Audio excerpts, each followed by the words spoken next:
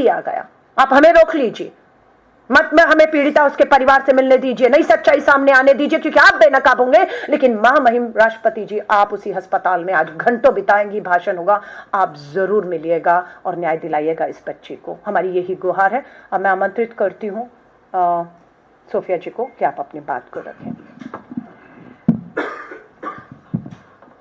नमस्कार।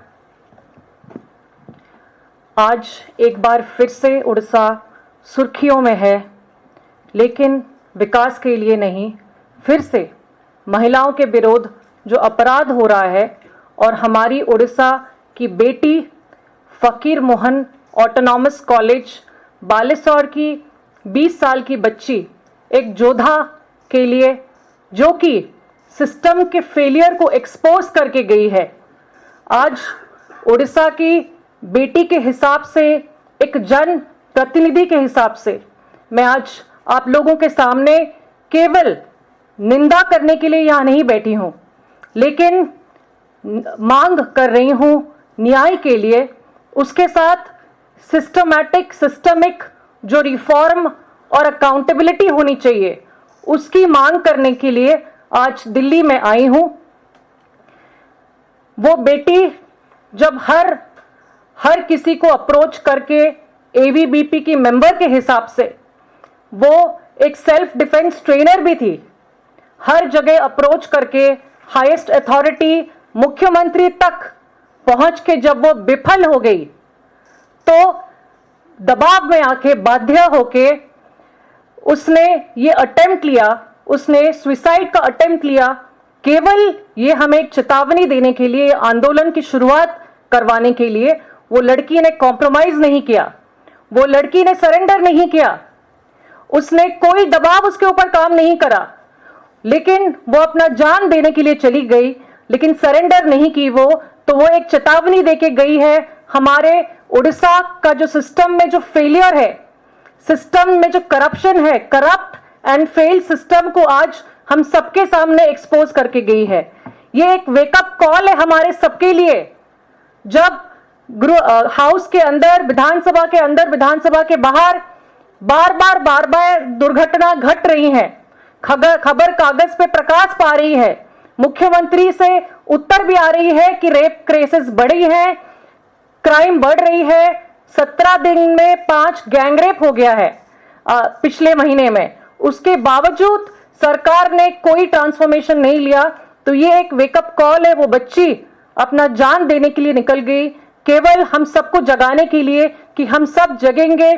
महिलाओं को जो न्याय चाहिए उड़ीसा में, वो न्याय के लिए हम सब उसके साथ लड़ पाएंगे।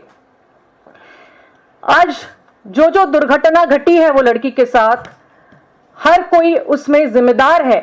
सबसे ज्यादा जिम्मेदार जो है, आज मैं डिमांड करती हूं कि मुख्यमंत्री एक मॉरल ग्राउंड पे रेजिग्नेशन दे, क्योंकि वो उड़ीसा को 1 साल के अंदर कहां से कहां पहुंचा दिए हैं। उसके साथ जुडिशियल इंक्वायरी मस्ट है ये केस में।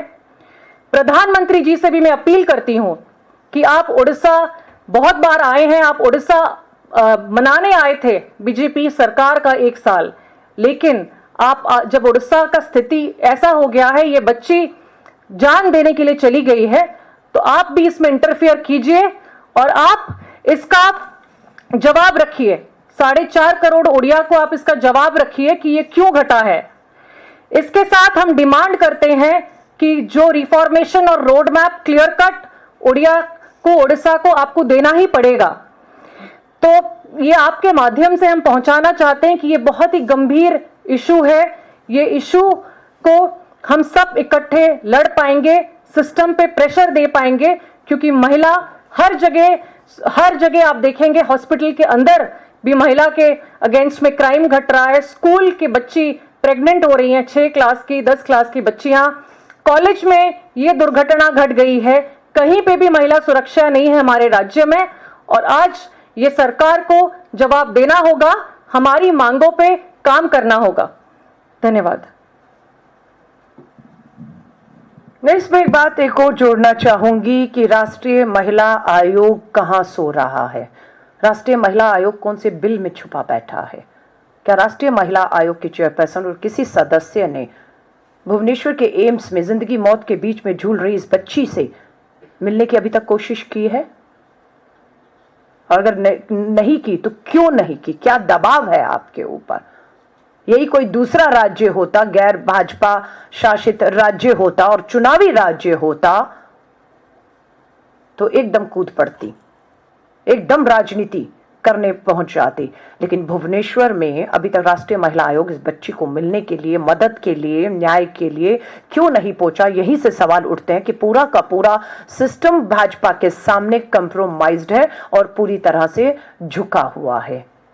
मुझे याद है राजस्थान के चुनावों में प्रधानमंत्री जी ने चुनावी रैलियों में महिला सुरक्षा के मुद्दे को बहुत बढ़ चढ़कर राजस्थान में उठाया था। इवन कि पूरे देश के चुनाव जब हुए थे, निर्भया के बाद 14 के चुनाव में लाल किले की प्राचीर से बेटी बचाओ के नारे दिए और निर्भया के आंदोलन पे राष्ट्रपति भवन तक घुस गया थे आंदोलनकारी।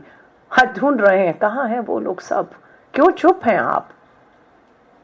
कहां हैं वो सारे के सारे लोग जो उस समय, नाम नहीं लूंगी, लेकिन कोई गवर्नर बन गया, कोई केंद्रीय मंत्री बन गया, किसी को कुछ मिल गया, किसी को कुछ मिल गया, निर्भया में जो कूदे हुए थे आज वो सब सत्ता की कुर्सी पर बैठे हुए हैं।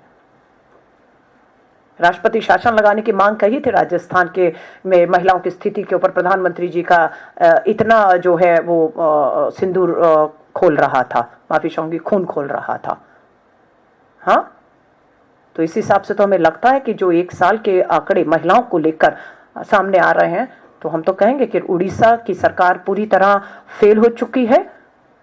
मेरी साथी ने कहा मुख्यमंत्री को इस्तीफा देना चाहिए। मुझे तो लगता है कि वहां पर राष्ट्रपति शासन लगा देना चाहिए। वहां की सरकार पूरी तरह से फेल हो चुकी है। खाली मुख्यमंत्री के इस्तीफे से नहीं होगा। ये प्रधानमंत्री जी जो राजस्थान में मांग कर रहे थे, अगर उसी मांग को मैं उड़ीसा के लिए दोहराती हूं तो वो मांग गलत कैसे हो सकती है? धन्यवाद। आप पत्रकार साथियों का कोई सवाल हो?